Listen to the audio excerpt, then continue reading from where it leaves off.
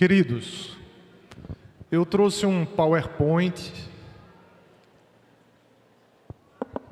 Eu queria falar um pouquinho, irmãos, dessa obra aí, a obra de um sul-coreano chamado Sang Soo-bio, certo? Esse livro aqui, eu em 2016, quando estava fazendo o seminário, eu fui na igreja do Pina, ele estava lá pregando e ele fala nessa obra sobre a vida de oração do Senhor Jesus, tá certo?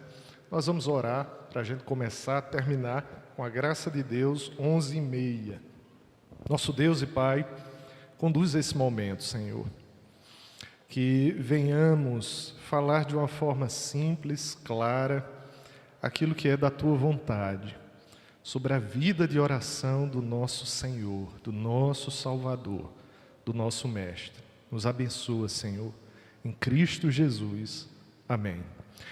Então, irmãos, a vida de oração de Jesus. O que acontece? A proposta, irmãos, dessa obra, que depois os irmãos quiserem ver a editora para adquirir, quem sabe, é falar sobre a necessidade que a igreja tem de restaurar o modelo bíblico de oração. E o autor, ele vai falar tanto no Evangelho de Lucas, como no livro de Atos, dois livros da autoria do médico amado, Lucas, aquele crente gentil, médico praticamente particular do apóstolo Paulo, companheiro de jornada, também uma pessoa altamente intelectual. Os estudiosos falam que Lucas é o exemplo do intelectual do primeiro século. Uma pessoa extremamente versada, instruída, de um alto conhecimento, mas quando a gente vai ver, é o evangelho que mais fala de oração. Quando a gente vai ver o livro de Atos, vem falando sobre a vida intensa de oração do Senhor. O que é que Lucas nos ensina? Que eu e você, nós devemos casar essa vida de conhecimento, essa vida intelectual, com uma vida piedosa. E esse livro resgata para a igreja a necessidade que a igreja tem de ser impactada pela vida de oração do Senhor.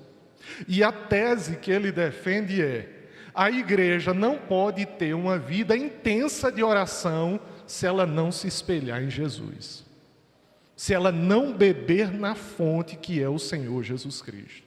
E nós vamos ver isso. Pode passar, por favor? Então, a oração, irmãos, que nós vamos ver, é a oração do ponto de vista do Evangelho de Lucas. Eu posso me movimentar aqui, não posso? Pode.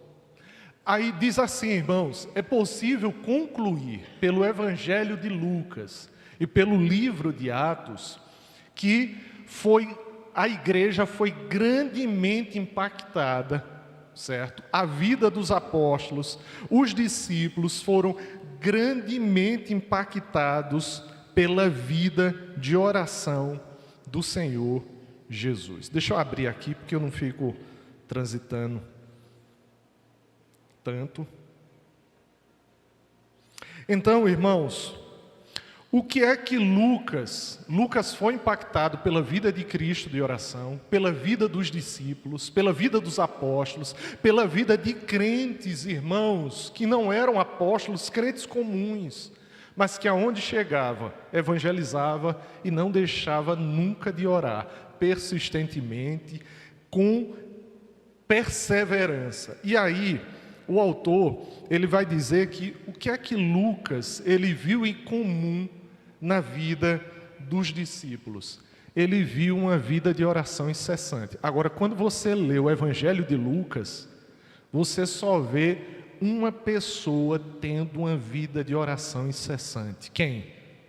Jesus Cristo. Percebeu que quando você lê o Evangelho de Lucas, você não vê os discípulos orando. Você não vê os discípulos orando. Você observa os discípulos pedindo ao Senhor para que Ele ensine os discípulos a orar, mas quando é num momento crucial, Cristo está lá no Getsêmani, e Ele diz, olha, ora, persevera, vigia para que vocês não caiam em tentação. Ele vai adiante e ora, quando ele volta, os discípulos estão como? Dormindo. Em Lucas, nós vemos a vida intensa de oração do Senhor. Agora nós vamos ver uma vida intensa de oração da igreja em que livro? No livro de Atos. E os estudiosos vão dizer, irmãos, que o livro de Atos, de todos os 27 do Novo Testamento, é o livro que mais fala sobre a oração intensa, incessante, perseverante da igreja. Você vê a igreja a todo tempo orando. Ora para vir o Espírito Santo, ora para dar intrepidez para a pregação da palavra, ora em meio à perseguição, ora por Pedro, para Pedro ser solto. A igreja está orando, evangelizando, orando, propagando a palavra, orando para ser revestido de poder. Mas no livro de Lucas, a gente observa a vida de oração incessante do Senhor. E aí o que é maravilhoso? Esse autor, ele vai dizer que tem milagres, prodígios, maravilhas, acontecimentos sobrenaturais que estão diretamente ligados à oração. E aí, irmãos, é uma lição que a gente aprende, eu acredito que desde o discipulado. Tem coisas extraordinárias que só vão acontecer na minha e na tua vida se a gente orar. Elas vão estar diretamente ligadas à oração. E quando a gente lê, irmãos, o livro de Lucas, o evangelho escrito por Lucas, Lucas vai mostrar, irmãos, que na oração do Senhor, e em Atos, na oração dos discípulos, essa oração era seguida de quê? Seguida de milagres, evangelho sendo expandido por toda a Ásia Menor, até, irmãos, milagres como paralíticos andarem, cegos verem, mortos sendo ressuscitados. E ele vai ligar a oração a esses acontecimentos extraordinários. Tem ali na projeção, o último ponto diz assim: a origem da vida de oração intensa dos apóstolos e da igreja primitiva foi a vida de oração incessante, intensa de Jesus. Para a igreja, irmãos, se inspirar para orar, ela tem que olhar para Cristo. Olhar o quanto Cristo orou. Pode passar, por favor, meu irmão. Esse outro quadro aí, irmãos, registra sobre a oração do Senhor.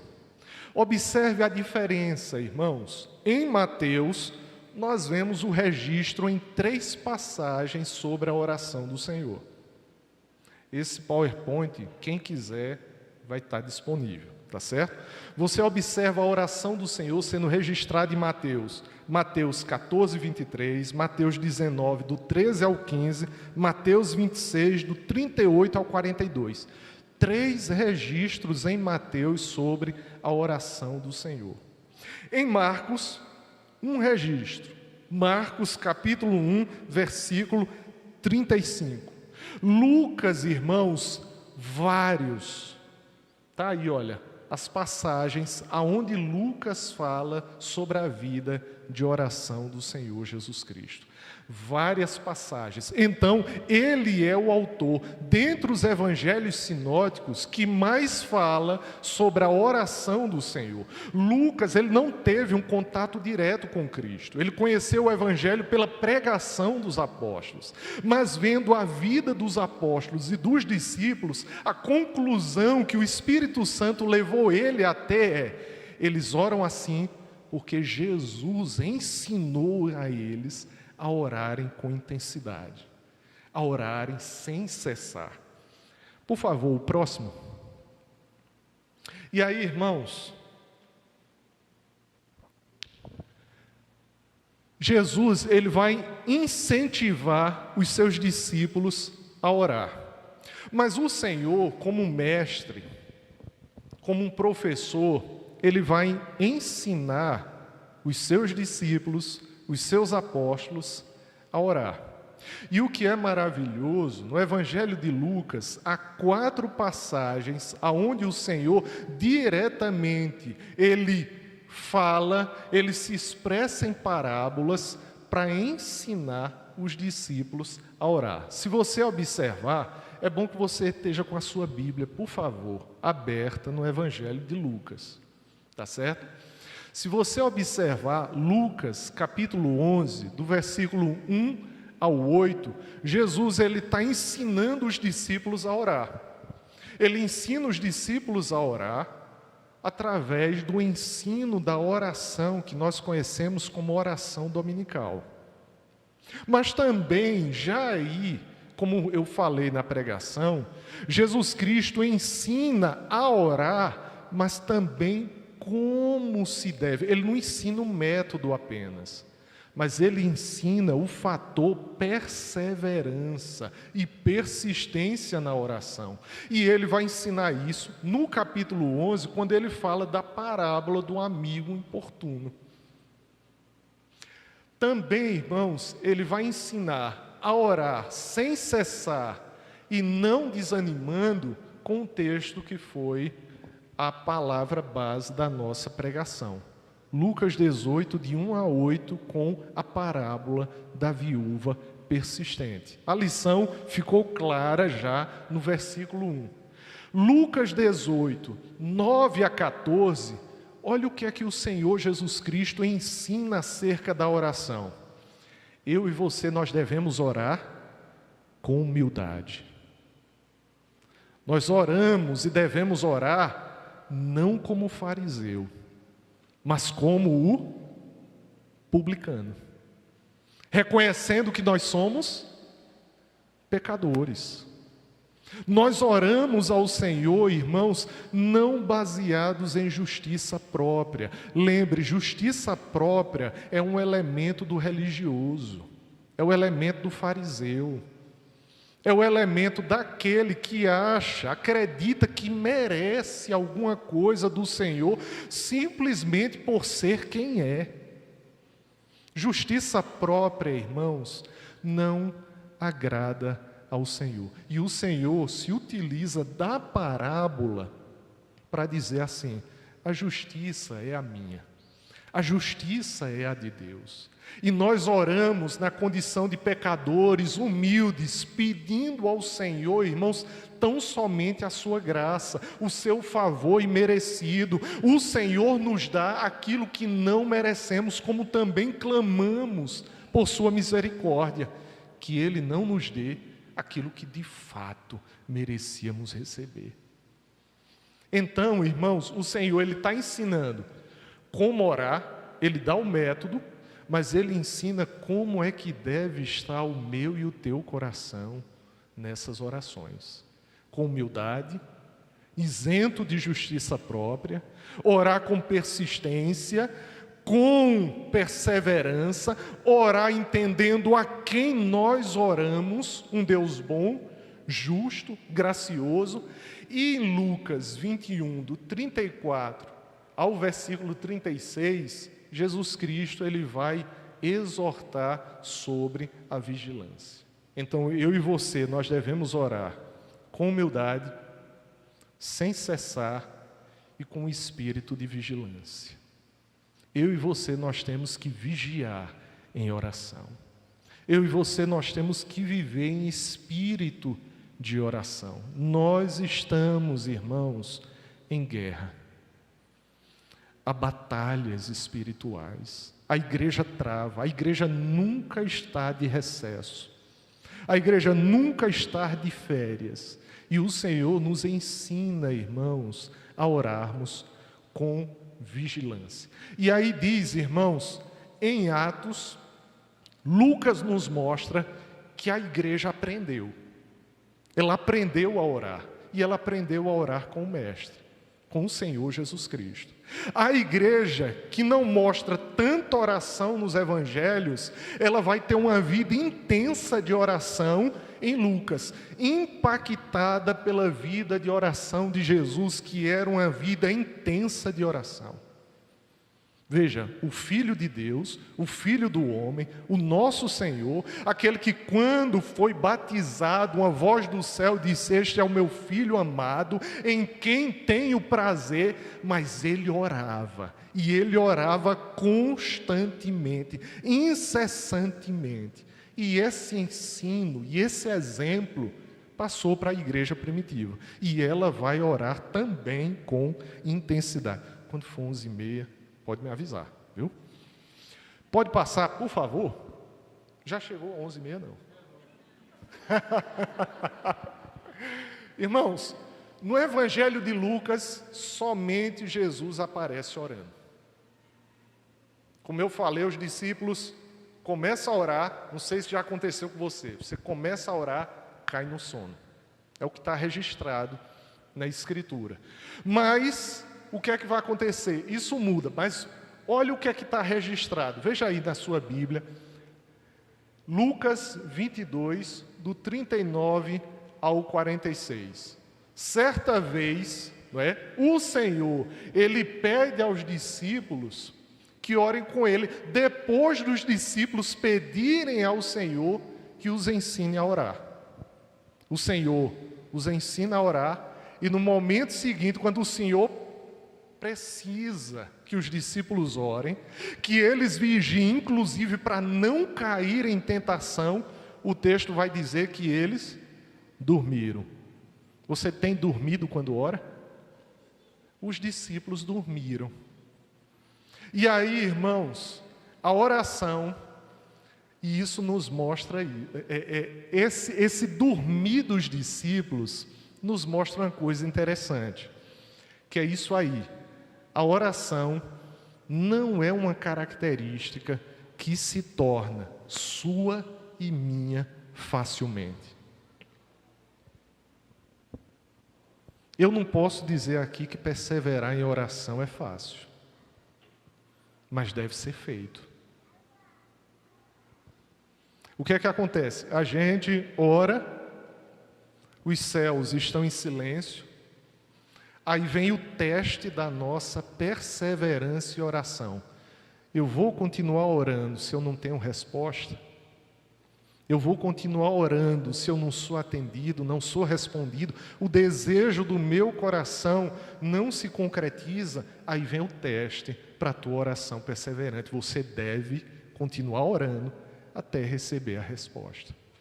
Mas a oração, ela não é algo natural do ser humano, irmãos. Na verdade, a oração é algo tremendamente espiritual. E muitos já falaram que é o ápice de qualquer atividade teológica. Irmãos, atividade teológica não é escrever tratados teológicos, comentários bíblicos e tudo mais. É você orar sabendo a quem está orando.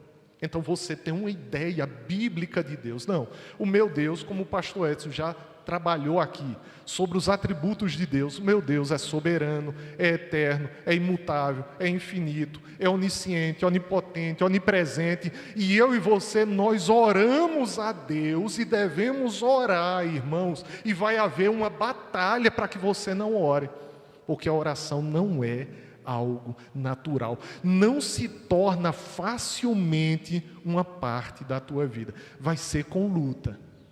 A gente não tem uma dificuldade de criar um hábito.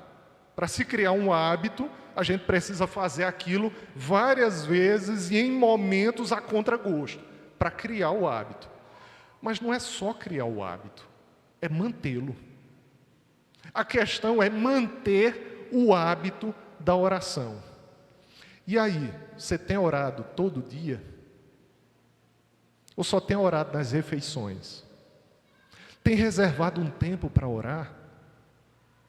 Qual é o seu lugar e o seu momento de oração? Como eu falei no início, está criando mato no caminho da tua oração? Porque a oração não é uma característica que vai ser sua e minha facilmente. Há uma batalha contra os inimigos, irmãos. Satanás, o mundo com os atrativos e as ilusões dele, e uma batalha contra a minha e a tua natureza carnal, pecaminosa. Quantas vezes servos de Deus disseram: como era bom se do lado da cama, quando a gente acordasse, no lugar da gente ver rede social, a gente acessasse a Bíblia, para ver com tanta fome como a gente vê uma rede social. A mesma coisa é com a oração. A gente vai colocando coisas na frente da oração. E aí, irmãos, a bênção de se ter uma vida de oração vem com muita dificuldade. E é como eu falei, tem coisas que vai vir junto com a oração. E se você não ora, não vai vir. E se você não ora, não vai acontecer. E não vale orar somente 1, 2, 3 vezes. A lição da viúva é orar até ser atendido, até a resposta. Se o Senhor te disser não, aí eu tenho que já passar para outra. Passar para outra persistência, outra perseverança, outra oração.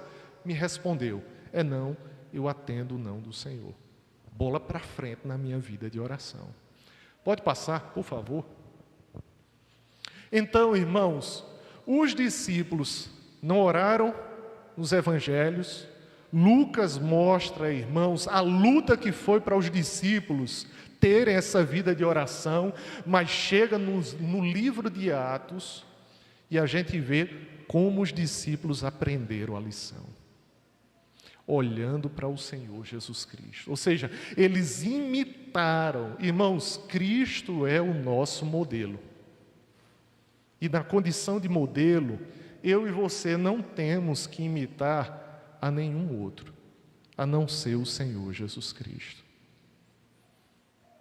A vida piedosa, a vida misericordiosa, graciosa, afável, poderosa do Senhor, eu e você nós devemos buscar, mesmo sendo pecadores, mesmo batendo no peito como um publicano dizendo, ser mercê, tenha misericórdia, ser comigo que sou pecador. E nós somos falhos, mas o maravilhoso é, a igreja aprendeu a imitar a vida de oração do Senhor Jesus Cristo. Suas vidas se tornaram parecidas com a vida do Senhor Jesus Cristo. E sem oração não tem como isso acontecer. E aí, irmãos, nós podemos ver, porque eles imitaram o Senhor na vida de oração, eles oraram como o Senhor, eles se pareceram com o Senhor, eles foram agraciados com poder, irmãos, e vieram milagres, prodígios e maravilhas ligados à oração dos discípulos, e os discípulos foram, por imitarem a vida de oração de Jesus, fortalecidos. Eles foram fortalecidos e animados para sofrer como o Senhor sofreu. A forma como um crente deve encarar o sofrimento está muito ligado com a vida de oração que ele tem. Como é que você está encarando as aflições na tua vida? Os desafios, as provações, o deserto. Isso vai, irmãos, falar muito acerca de como anda a tua vida de oração. Nós vivemos numa época cheia de ansiedade. Qualquer coisa se torna um gigante diante de nós. E nós temos sido, irmãos, crentes muito fragilizados. Qualquer coisa parece que nos lança, tem poder para nos lançar numa cova. E a gente muitas vezes ainda diz, não, eu não fui para a cova, me lançaram na cova. Às vezes é porque a vida de oração não tem sido espelhada pela vida de oração de Jesus. Eu e você, nós devemos orar incessantemente, perseverantemente, e aprender com os apóstolos, e aprender com homens e mulheres de Deus que a gente vê no livro de Atos, imitando a vida de oração do Senhor Jesus Cristo. Está aí, vamos ter uma sala específica para oração. Você, a qualquer momento do seu dia que quiser orar na igreja, você vai ter acesso a essa sala para orar. Você vai clamar, você vai imitar Cristo e os discípulos orando, e você vai ver Deus operando na tua vida, como Ele tem operado em resposta às tuas orações. Pode passar, meu irmão, por favor. A vida de oração de Jesus, parte 1. Pode passar. Então, irmãos, dê uma olhada aí, por favor. Falta quanto? Deu? 5? Lucas, capítulo 3, versículos 21 e 22, por favor. Irmãos, esse relato é o relato do batismo do Senhor Jesus Cristo. Nos momentos cruciais da vida de Cristo, Lucas registra que o Senhor orou. O que é maravilhoso, irmãos, e o autor desse livro nos leva a enxergar, é que o que aconteceu vai estar diretamente ligado à oração do nosso Senhor, do nosso Mestre. Você vai ver o relato do batismo em todos os evangelhos sinóticos e também em João.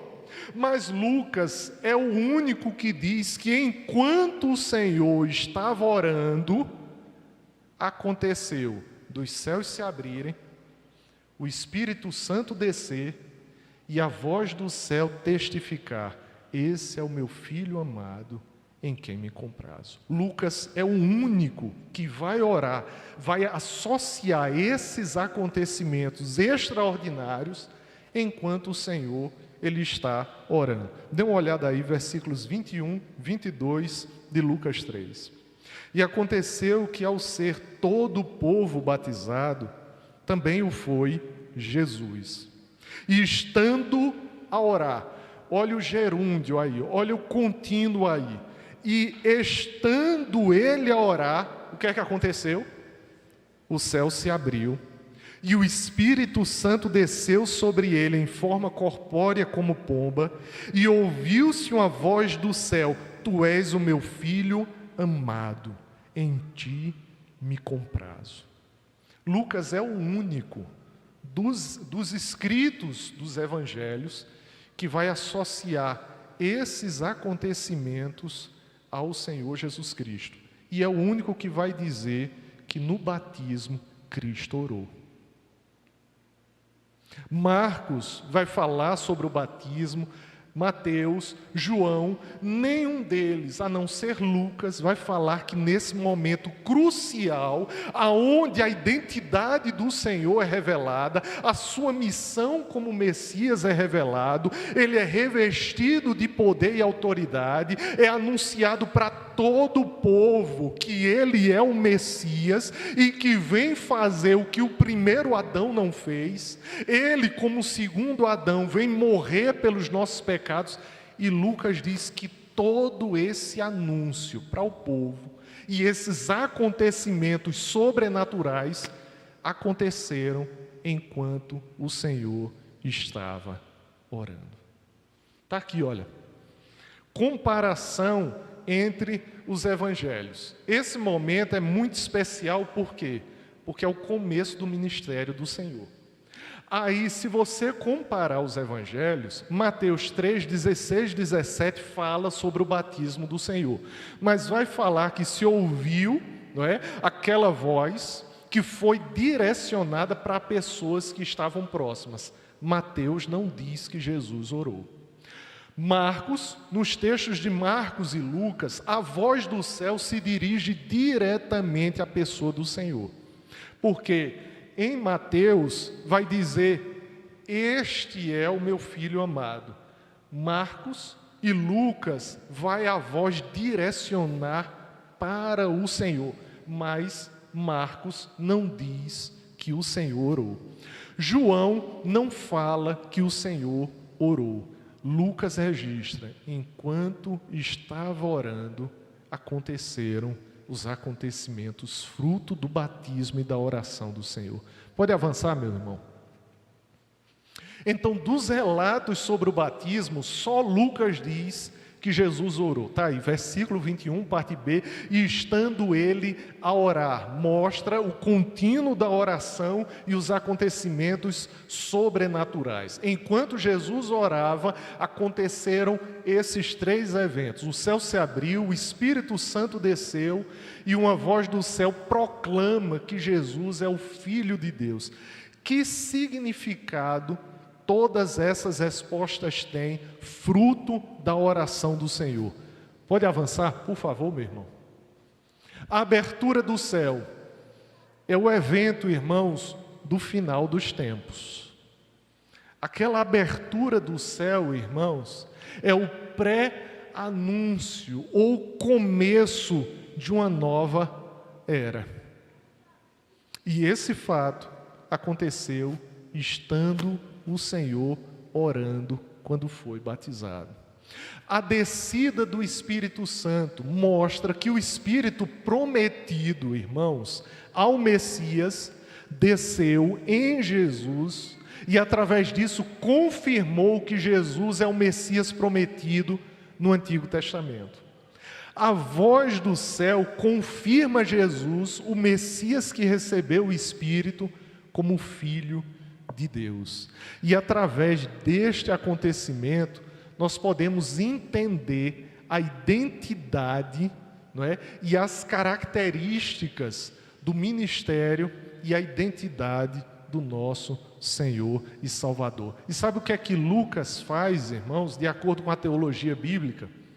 De acordo com a oração de Jesus, aconteceu isso, assim vai acontecer lá em Atos, quando a igreja orar. Jesus ora aqui, vem o Espírito Santo sobre ele. A igreja ora lá em Lucas, no Pentecostes, desce o Espírito Santo sobre a igreja, revestindo a igreja com poder, com autoridade para o quê? Para ter intrepidez na pregação do Evangelho. Irmãos, quando a igreja ora lá em Atos, vai acontecer o que aconteceu com o Senhor Jesus Cristo. A igreja, irmãos, ela nasce como a igreja neotestamentária, agora revestida de poder, com identidade ligada única e exclusivamente a Cristo, assim como aconteceu com Cristo em resposta de oração, vai acontecer com a igreja primitiva. Horário? Terminou? Irmãos, Deus abençoe. Vou passar a palavra para o pastor Edson.